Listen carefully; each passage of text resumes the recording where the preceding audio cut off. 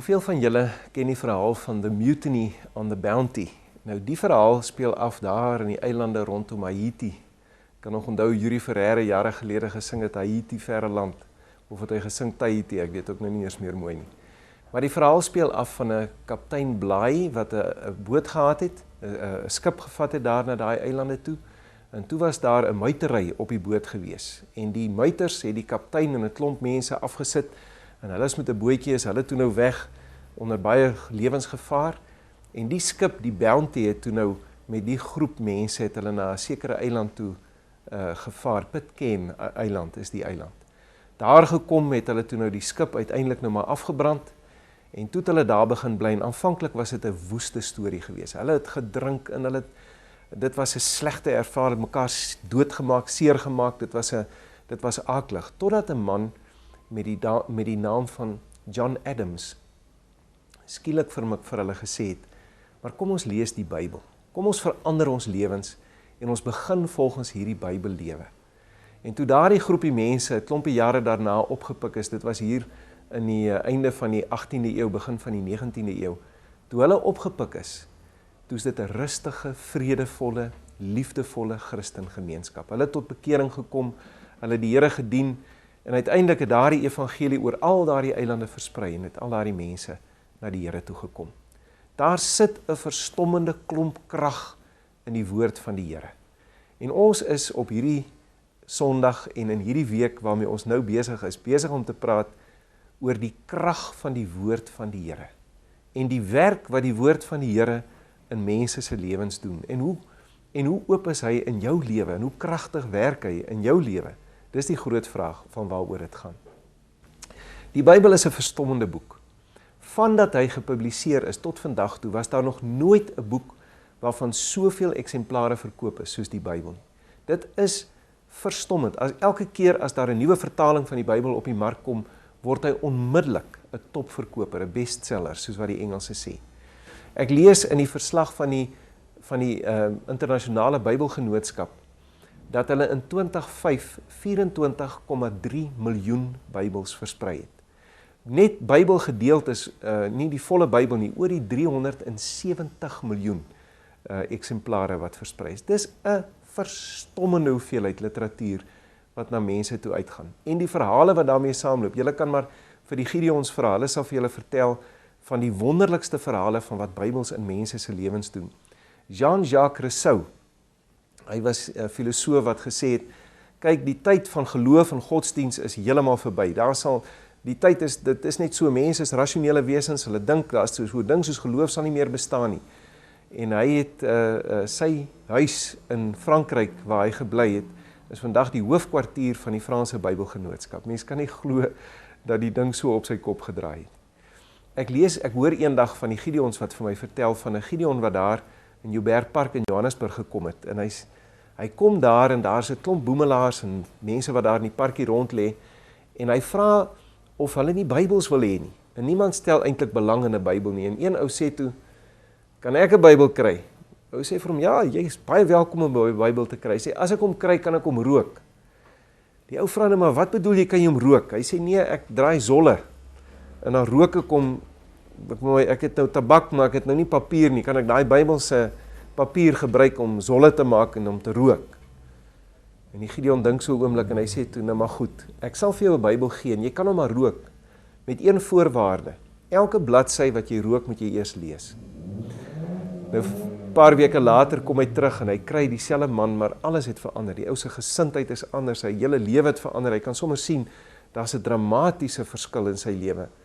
En die Gideon vra vir hom, nou maar, wat het gebeur? Hy sê, man, ek het Matteus opgerook. Ek het Markus opgerook. Ek het Lukas opgerook. En toe ek daar by Johannes 3 kom, toe kan ek nie verder rook nie. Toe staan daar, so lief het God die wêreld gehad, dat hy sy seun gegee het, sodat elkeen wat in hom glo nie verlore sal gaan nie, maar die ewige lewe kan hê. En ek het daardie lewe, het ek kom kry. Is dit nie wonderlik nie? Die wonderlikste verhale oor die krag wat daar in die Bybel is, die krag wat mense se lewens verander en vernuwe het. En julle kan dit vir mekaar vertel, daar in die groep. Daar was 'n tyd toe jy bang was, en jy het in die Bybel gelees, en jy het vrede gekry. Daar was 'n tyd toe jy onseker was oor besluite wat jy moes neem. En jy het in die Bybel gelees en jy het leiding gekry. Daar was 'n tyd toe jy ongered was, toe jy nie die Here geken het nie en jy het in die Bybel gelees en hy het vir jou, soos wat Timoteus sê, die kennis oor die verlossing in Jesus Christus bekend gemaak. Daar was 'n tyd toe jy op die verkeerde pad was. En die Bybel het jou gewaarsku en jy het omgedraai en jy het teruggekom. Vertel vir mekaar van daardie verhale. Vertel van wat die Bybel al gedoen het om jou te troos en jou te help en jou te lei. Nou die groot vraag is, gebruik ons die Bybel? Want sien, dit help nie, ek vra vir julle, hoeveel Bybels het julle in julle huis nie? Maar hoeveel keer op 'n dag word daar in daai Bybels gelees? Word daai Bybels hoegenaamd gelees? Dit help nie, het lê op 'n rak en het vergaar stof nie. Die Bybel moet gelees word. En waar moet dit gelees word? Kom ek noem 'n paar plekke. Die eerste ene is in jou stilte tyd. Die Bybel is 'n belangrike deel van jou ontmoeting, jou persoonlike ontmoeting met die Here. Dominee Jurgens sê dat hy 'n totale verandering in sy stilte tyd beleef het, toe hy die eerste keer voordat hy die Bybel gelees het, vir die Heilige Gees gevra, die Here Gees, praat nou met my uit hierdie woord uit. Hoekom? Want daardie woord is God se woord en die Heilige Gees is die outeur. Alle auteurs van alle boeke, hulle laat hulle boeke gaan, hulle teken hulle partykeer, maar hulle kan nie by wees as daai boeke gelees word nie, behalwe die Heilige Gees. Die Heilige Gees wat die outeur van die skrif is, van die woord van God is, hy staan by elkene wat uit hierdie woord lees. Dis God se woord. God se woord, dis hoekom daar soveel krag in hierdie woord is. In die tweede plek moet die Bybel gelees word in die huise, in huisgodsdiens. Daar is niks, luister mooi, daar is niks wat 'n gesin so saambind, as wanneer hulle saam uit die Bybel lees en saam bid nie. In die derde plek moet die Bybel gelees word waar egpare, man en vrou, stil word voor die Here. Daar waar 'n man en 'n vrou net voor hulle gaan slaap in die aand, die woord van die Here oopmaak, saam lees, of in die oggend, of enige ander tyd.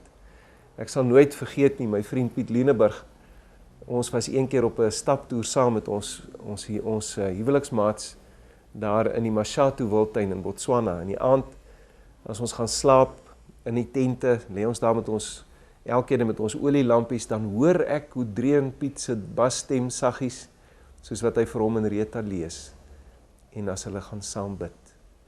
En in die vierde plek moet die Bybel gelees word in die kerk. Nou luister nou baie mooi, wat gaan ek nou sê. Ons in ons kerk glo dat God nie in die eerste plek daar is waar mooi liedere gesing word nie, of waar baie emosies vloei, of waar wonderlike dinge gesê word of gedoen word nie.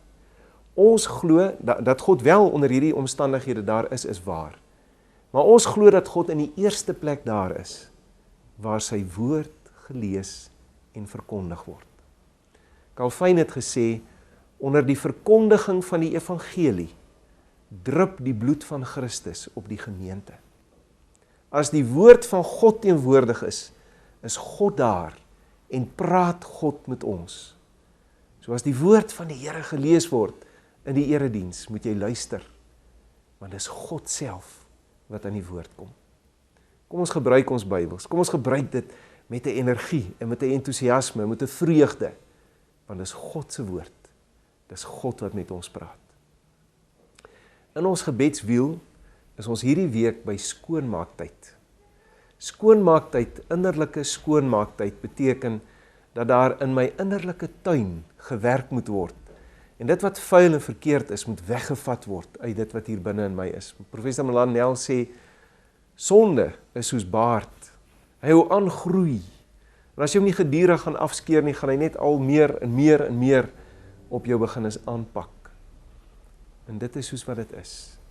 Daar moet in elke Christense gebedstyd 'n tydjie kom van skoonmaak, van luister na die Here en vra dat die Here met jou moet praat.